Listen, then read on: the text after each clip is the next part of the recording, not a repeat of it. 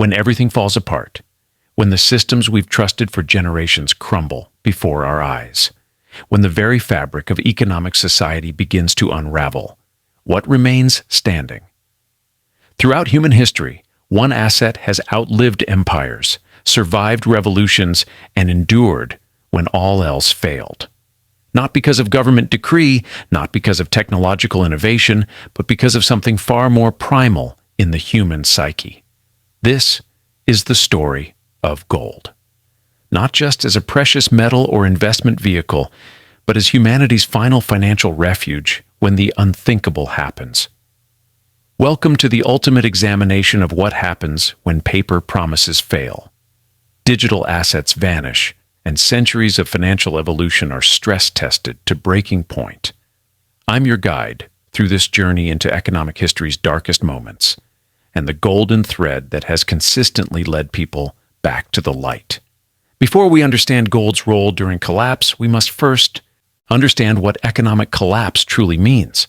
Not a recession, not a correction, not even a depression. We're talking about the complete breakdown of a monetary system. Economic collapse occurs when the fundamental trust mechanism that allows money to function simply stops working.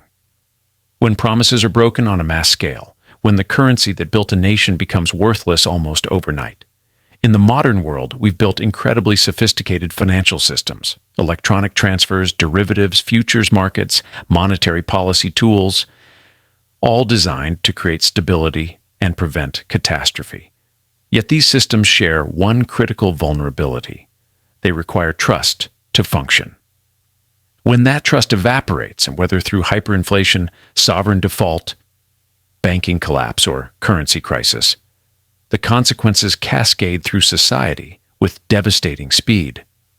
What took decades to build can unravel in weeks, sometimes days, even during the 2008 financial crisis, which many consider the closest we've come to systemic collapse in modern times. Gold prices jumped dramatically, rising from $730 to $1,300 between October 2008 and October 2010. During this period, as faith in financial institutions wavered, investors instinctively sought refuge in gold. But 2008 was merely a tremor compared to the full economic earthquakes we'll explore today. True collapse scenarios where gold didn't just appreciate, it became one of the only viable financial lifelines available. As we journey through history's most devastating economic implosions, remember this: collapse doesn't announce itself with a convenient warning.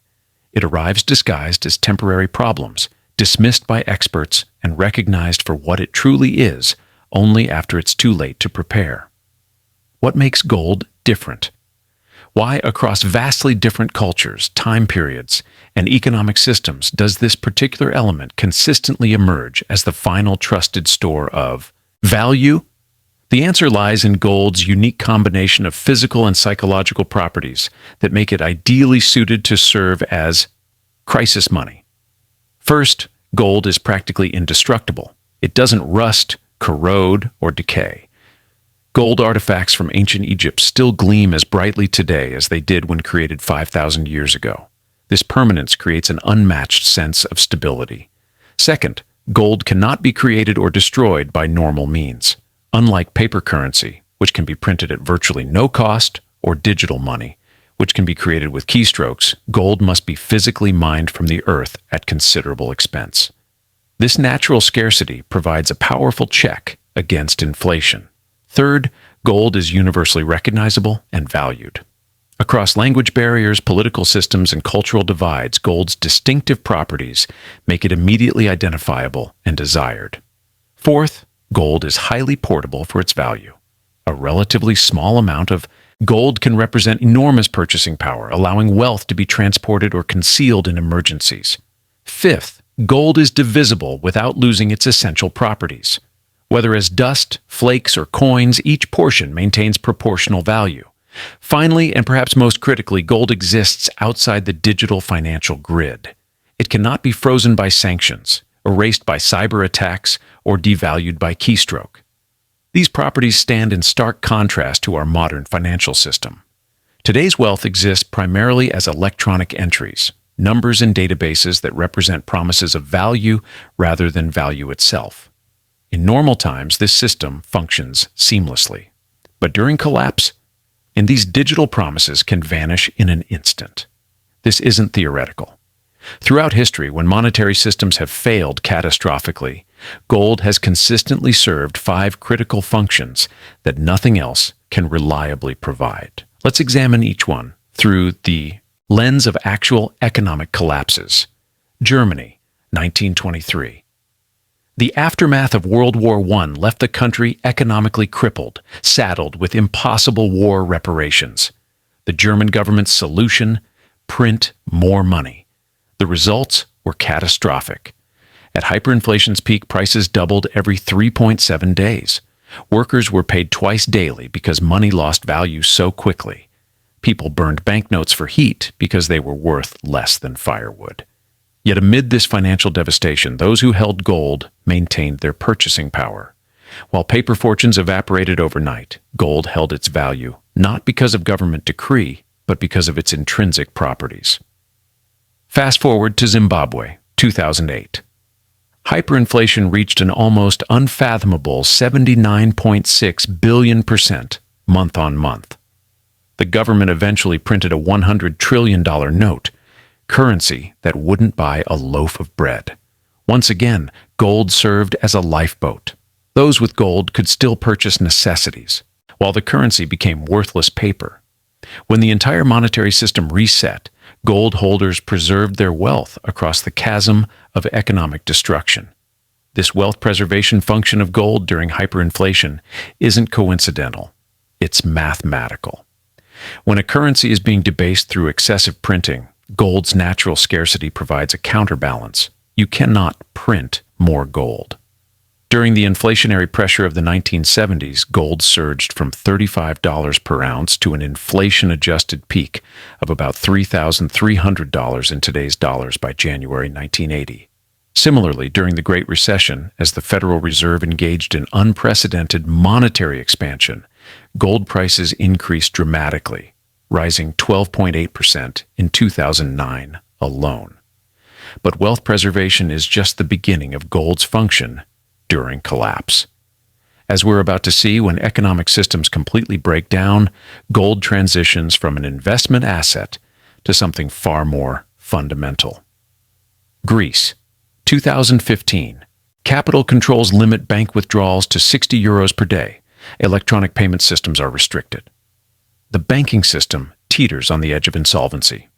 As the crisis deepened, a parallel economy emerged. Those with gold could still trade for essential goods and services when the official financial channels became unreliable. Gold became not just a store of value, but an actual medium of exchange, currency by another name. Argentina, 2001. The peso's value collapses overnight when the government abandons its peg to the US dollar. Bank accounts are frozen. The financial system effectively shuts down. Once again, gold emerged as the medium of last resort. When national currency failed, when banks closed, when electronic payments stopped working, physical gold continued to function as money. This phenomenon repeats throughout history. When conventional money fails, gold doesn't just maintain value, it reclaims its ancient role as money itself. Unlike other valuable assets like real estate, art, or even stocks in otherwise sound companies, gold possesses unique liquidity during crisis. You cannot buy groceries with a fraction of your house. You cannot trade a small piece of a valuable painting for medicine. But gold, divisible and universally recognized, can function as actual currency. This isn't new. For most of human history, gold was money. What we're seeing in modern economic collapses is not an innovation, but a reversion, a return to gold's natural monetary function when artificial alternatives fail. But there's a darker side to economic collapse that we must also confront, one where gold serves an even more critical purpose. Throughout history, economic collapse often coincides with political instability, persecution, and conflict. In these scenarios, gold serves another vital function: escape capital. When people must flee their homes due to economic or political catastrophe, traditional wealth becomes a dangerous liability. Bank accounts can be frozen, property can be confiscated, electronic assets can be blocked. Gold, however, can be transported. A life savings can be melted into a few ounces of gold, concealed, and carried across borders. Throughout history, gold has literally meant the difference between escape and entrapment for countless families fleeing economic and political collapse. From Jews escaping Nazi Germany, to Vietnamese fleeing after the fall of Saigon, to modern Venezuelans crossing into Colombia, gold has consistently served as the ultimate escape capital. When all other financial avenues close, gold provides mobility to wealth that nothing else can match. This isn't just financial theory. For many throughout history, gold has meant survival itself. The ability to preserve wealth in a form that can be transported, concealed, and universally exchanged has saved countless lives during the darkest chapters of economic history. But gold's role during collapse extends beyond individual salvation. As we'll see next, it often becomes the foundation for rebuilding when official systems fail. When official economic channels break down during collapse, something remarkable happens. Parallel economies emerge. These unofficial systems arise spontaneously to fulfill human needs that the collapsed mainstream economy can no longer meet. In these parallel economies, gold often emerges as the preferred basis of exchange. Not by government decree, but through organic consensus. When people no longer trust official currency, they naturally gravitate toward alternatives with intrinsic value. After the Soviet Union's collapse, as the ruble became nearly worthless, gold and silver became the foundation of a massive, informal economy. Official transactions might still use rubles, but significant exchanges, apartments, cars, major services, were often priced in and settled with gold. These parallel systems aren't small or marginal during serious collapse. They often become the primary economy, with the official system relegated to a hollow shell of regulations without practical relevance. The pattern repeats throughout history: Venezuela, Zimbabwe, Argentina, Weimar Germany. In each case, as the official economy imploded, gold-based parallel systems emerged to facilitate essential economic activity. What's particularly fascinating is that these gold-based parallel economies often form the foundation for recovery once the crisis passes. They maintain essential economic connections that can be rebuilt upon when stability returns. But there's one final and perhaps most profound function that gold serves during economic collapse, one that extends beyond its practical utility to something deeper in human psychology. Economic collapse creates more than financial hardship. It triggers profound psychological trauma. When the systems people trusted implode, when life savings evaporate, when financial certainty vanishes, the psychological impact can be devastating.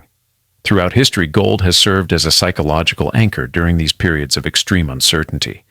Its physical presence, its weight in the hand, its continuous value across millennia, these qualities provide a sense of stability when everything else seems chaotic.